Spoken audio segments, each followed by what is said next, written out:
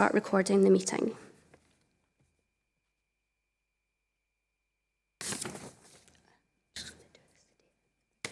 Okay, that's the meeting now recording, so I'm going to take the sedate of the special meeting of the Risk and Audit Scrutiny Committee on the 25th of October 2022. I have apologies from Councillor Buchanan. We have present today Councillors Donnelly, Fulton and Gowland. Councillor Handybod? No. Also present today are Councillors Johnson-Dempsey, Councillor Kerr, Councillors Lockhart and McDougall. Also in attendance, we have Councillor Fagan and the Chief Executive. We have colleagues from Audit Scotland and a number of officers present. So with that, I'll pass you back to the Chair to commence today's meeting. Thanks, Chair. Thanks, Elizabeth Ann. Okay, so first item on the agenda is to ask if anyone has any declarations of interest. No online. Okay, so no declarations of interest. So move on to item 2, which is the External Auditor's Report for 2021-22. And I will ask Andrew Kerr to speak in the first instance to that report, please.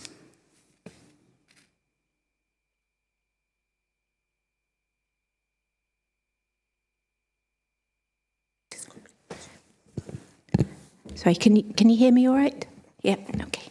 Thank you, Chair. So I'll introduce the report and Andrew will speak about it in a little more detail. So we're pleased to be here today to conclude our audit of the year 21-22 and pleased to present you with a covering letter which includes a copy of the Independent Auditor's Report that will be included in the accounts and will be signed with the accounts later today. Pleased to report to you that the Independent Auditor's Report shows an unmodified audit opinion, or an unqualified opinion, as some people might know the terminology. And that means that we're happy that the accounts show a true and fair view of the Council's activities for the year and the year-end balances. And we're happy that the accounts have been prepared in accordance with all accounting guidelines and regulations. So that's really good news and something that shouldn't be taken for granted. And a lot of work has gone into that from your finance team to be able to present accounts that achieve that opinion. So really pleased to report on that. We also report a summary of what we found in the audit, and Andrew will talk about that in more detail in the annual audit report, but pleased to say that there are no unadjusted misstatements, so there are no errors in the accounts that are being presented to you for approval today that we feel need to be changed before you approve and sign the accounts. We have also included with the covering letter a representation from the Section 95 officer, which gives us some assurances which make up our body of evidence that provides all the assurances we need on the accounts. And it's just confirming the basis on which the accounts have been prepared and some of the assumptions that have been built into the accounts. And the Section 95 officer signs that letter today just to conclude all those assurance arrangements. I'm now going to hand over to Andrew Kerr, who is going to talk you through the annual audit report, which covers the whole range of our audit, the findings from the audit on the accounts, and also our wider scope audit work. Thank you, Chair. Yeah, thanks, Fiona, and good morning, everyone. Our annual audit report starts on page 23 of your committee papers pack. Our report summarises the audit work that we performed in the 21-22 financial year. Our key messages from the audit are on pages 25 and 26 of the papers, and these give an overview of the results of our work. I don't intend to go through them all in detail, but I did just want to touch on a few of them. In key message 1, you'll see our proposed audit opinion reflected, both for the Council and its group, together with the 3 charities administered by the Council. And as Fiona mentioned, these opinions are unmodified. Our audit opinion also covers the management commentary, the governance statement and the remuneration report that form part of the Council's annual accounts. And we're satisfied that these are consistent with the accounts and they've been prepared in accordance with the applicable guidance. I want to come to cover key message 3 shortly, when discussing our significant finding from our work on the annual accounts. As well as our work on the accounts, we also consider the 4 audit dimensions that frame the wider scope of public audit in Scotland, being financial management, financial sustainability, governance and transparency, and value for money or best value. And our key messages in relation to these are at 4 to 15 of pages 25 and 26. So at key messages 4 and 5, we have acknowledged the ongoing impact that the pandemic had on the Council's finances and its budget monitoring arrangements in the 21-22 financial year, including the level of non-recurring funding it received in support of this.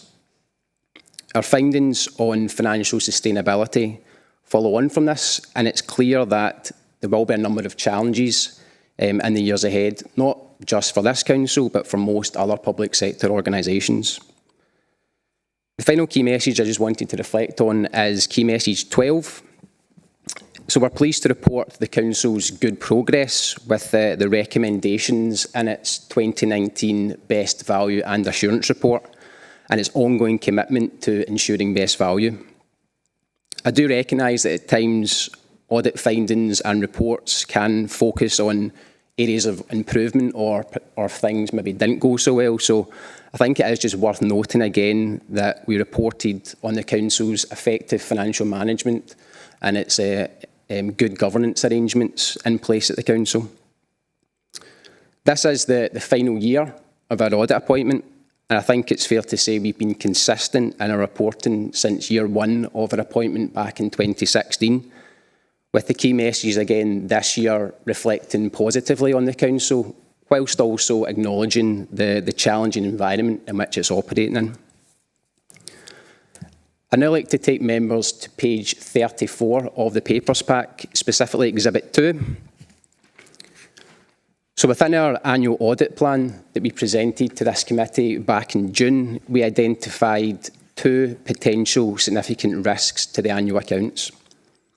Within the right-hand column of Exhibit 2, you'll see that following our audit testing, we concluded there were no issues identified from these two areas, which is obviously a positive position to be in. Moving on to page 36 of the papers, paragraphs 42 and to 44. So that these follow on from key message 3 that I referred to earlier, and they relate to the accounting for non-current assets. As part of our audit last year, we recommended that arrangements were put in place to address previously identified issues with the non-current asset accounting. We do welcome the establishment of the Asset Valuation Working Group that was put in place this year, and we are of the view that this did help to reduce the number of issues in this account area. However, as you'll see from paragraph 44 and recommendation 1 just below that, as part of our work this year, we did identify a material adjustment to the non-current assets. Just to reflect on this a bit more, I would just like to ask members to go to page 37 of the papers, Exhibit 3. So this is the significant finding from our audit of the annual accounts, and as required by the auditing standards, just want to make members aware of this. I think just to start with on this point, it's worth confirming that we are satisfied with the valuation of the council dwellings and that this was appropriate and the methodology behind that was satisfactory. But our work did identify there was an error in processing the subsequent accounting entries following that valuation.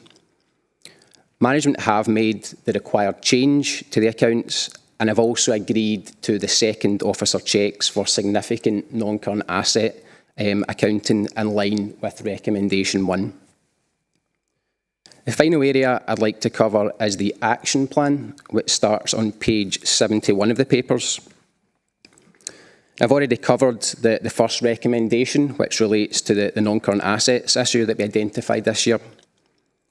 The second point reflects the challenging financial environment in which the council is operating in, and as a result, we've identified the need for financial plans to be reviewed and savings to be identified in light of this. The final action plan point relates to one of the charities administered by the council.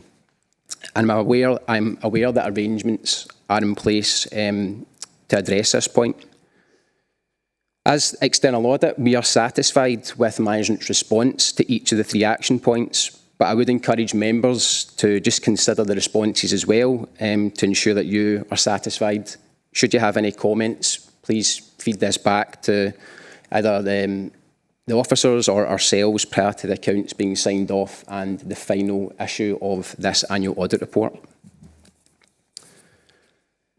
The final point I just want to mention is that this is the final year as the appointed external auditor of the council. It's worth just noting that Audit Scotland will remain your external auditor, but there will be a new audit team in place. We have welcomed the collaborative working relationship over these past 6 years. In particular, I just wanted to note our thanks to Paul Manning and Jackie Taylor and the rest of their team for their positive engagement over this period, including their production of the annual accounts and the working papers, which have been of a good standard. This has made the completion of our audit work, both this year and in previous years, much more straightforward.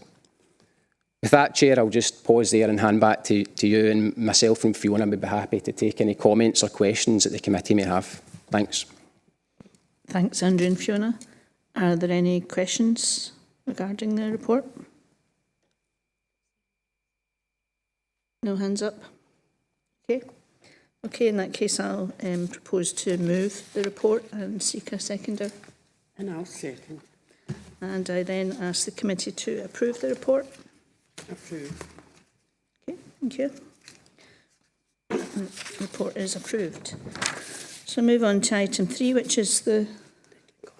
No. Sorry? They need to stay for this. Right, okay, so move on to item 3, which is the audited annual accounts for 2021-22. And I would ask Jackie Taylor, Head of Finance, to speak to this report. Please, Jackie. Thank you, Chair. So this paper follows directly on from the Auditor's report. And you can see in the background of the paper at section 3, we are required under a regulation to meet as a committee to consider whether to approve the audited accounts for the year no later than the 30th of November. Members are required to have regard to any report or advice made by the external auditor, and that obviously links to the last report that you've heard. And as you heard, we have an unmodified audit opinion from our auditor. We've issued out copies of the unsigned accounts to all members of the committee for your information in advance of this meeting. Once they're signed, the audited accounts will be made available for the general public on our website, or we can arrange a copy to be sent out to anyone who requires them. So if I take us back to the recommendations and the main business for today, we're asking that it's noted that the accounts for 2021-22 and the charitable accounts have received a clean audit certificate, that the audited accounts and the charitable accounts can be approved for signature, that it's noted that the auditor's report will be referred to the council meeting in December for information, and it's noted that the audited accounts will be available on the website. Thanks, Chair. Thanks, Jackie. Any questions on the audited annual accounts? Silent.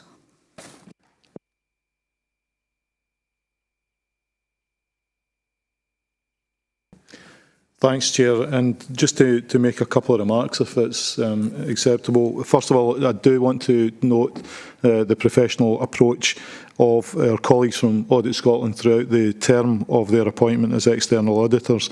We have benefited significantly from the robust challenge, but also the collaborative way they've gone about their work. And we'd like to thank Fiona, Andrew and their team for that work. Just a couple of reflections. This report relates to a very obvious point, a very challenging year, but it was a year during which this council maintained critical services, often standing up and designing new services at very short notice to support vulnerable people within our communities and also our business community. It was a time where we were able to undertake quite significant transformational change to the service offers and also the ways that the council works. and it's more importantly a year, despite all that was thrown at us, that this council maintained a high level of performance, and it compares favourably with the performance of any authority across Scotland. Going forward, the future is no less challenging, and there are risks to the very existence of what we understand to be local government. That comes from potential legislative change, and currently there is a parliamentary process looking at the National Care Service, considering hopefully the implications for local services, but also the impact on the core part of this authority's function. But also it relates to the challenges relating to the financial challenges, should I say, and the reduction in resources that this council will face going forward. And I think the future of local government will have to change quite significantly to reflect the priorities that we need to deliver on over the course of this council term.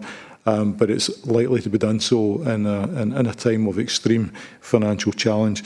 So I think the comments that Andrew has made and then Jackie has echoed in relation to this report, hopefully there's an assurance which is provided to this committee that our external audit report reflects a very positive picture for this council, but it's being done so in a time of real serious challenge. Thank you, Chair. Thanks, Cleland. Any other questions or comments?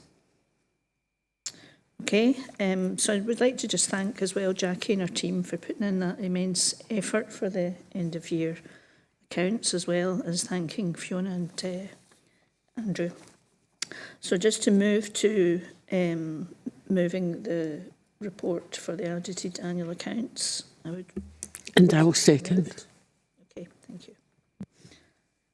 And I think at this point we can say that Joe and Cleland can leave if you wish. One item. Okay. True enough, it's the end of year risk management report. Yeah. Okay, well, thank you very much. So item 4 is the year-end risk management report for 2021-22. As Cleland has mentioned, obviously a very challenging year for the council, which has consistently performed well. So I think I'll move over to Scott Dunsmore to speak to this report, please, Scott. Thanks, Chair. Can I be heard okay? Yeah. Yeah, so this is the year-end risk management report for 21-22, and it also covers the review of the Council's top risk register. Kind of 3 strands to this report, the first of which is the resource compliance with the risk management strategy. Second point we cover in the report is progress being made in delivering actions to mitigate Council top risks. And the main part of the report is the update on the Council's top risk register following a review that was undertaken earlier this year. At section 4 of the report, on page 82, you'll note that resources continue to demonstrate full compliance with the risk management strategy. The main sort of things that we're looking for from resources here is that risk registers are up to date, they're approved and reported to committee, that risks are being actively managed within the resources, and also that the risks are considered in partnerships, projects, contracts, and as part of major decisions that are being undertaken. Kind of other point that we look at there is that regular resource meetings are taking place. So Appendix 1 to the report actually provides the full compliance checklist, and the Council's 5 resources have scored 45 out of 45 within that appendix.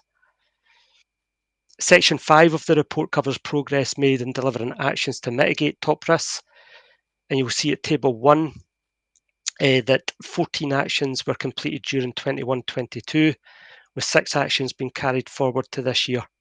So there has been a bit of slippage there, but in the main this has been due to competing priorities, and I would just like to advise committee that steps will be taken by lead officers to progress those carried forward actions this year.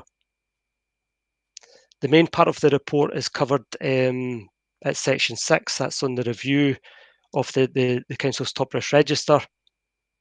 And I would just like to report to committee that the majority of risks that we reported to committee last year still remain valid. The main changes to the Council's top risk register this year are summarised at 6.3 in the report. That's on page 82. And a key point I wanted to bring to the committee's attention today is that 5 new risks have been added to the register this year. And I would just like to kind of run through those additions. So the first new risk is that the Council is unable to support households most impacted by the cost of living crisis.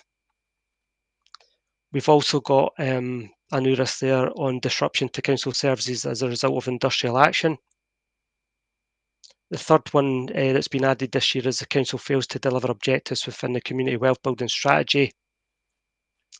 There's another one on inability of the Council to support refugee resettlement and asylum seeker dispersal programmes. And the fifth addition is failure to achieve outcomes of the Council plan. Probably the key feature of those 5 is jumping back to the first one. It's on the cost of living crisis.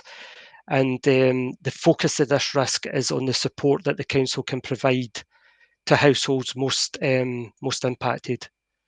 I think it's important to note, it's with the gravity of this particular risk, the Council support role here is probably only a small part, with government and energy companies playing a lead role. So moving on, the full Council's top risk register for 22-23 is attached at Appendix 3 to the report. That's on page 92. There are now 21 risks on the register at present. And I think just picking up on a couple of points that the Chief Exec mentioned earlier, other very high scored risks on the register at present include funding and increased budget gaps. We've also got the Council being materially affected by the implications of the National Care Service Bill and failure to meet sustainable development and climate change objectives. Within that appendix, again, just to bring to the committee's attention, there is a section at the end of the appendix that covers the adequacy of controls, and just to report to committee that all 21 risks on the register at present have been assessed as having adequate or good controls. So we're really just looking for the committee to note the compliance levels and progress being made in implementing actions, and also to note the updated top risk register that is attached to the report at Appendix 3. That concludes the report, but I'd be happy to take any questions, Chair. Thanks, Scott. Any questions arising from that report? No questions? Okay, thanks again, and thanks are due to Scott and his team again for pulling together and managing these risks and bringing our attention to the key ones and the progress made. So just to move to note the report, please. I'll second. And asking the committee to agree to note the report.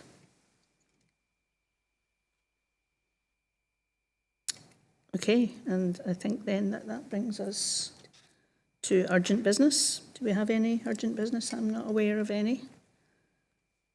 Okay, in that case, that brings us to an end to the meeting. So thanks everyone, and thanks for all the work that's gone into this preparation for this meeting. Thank you.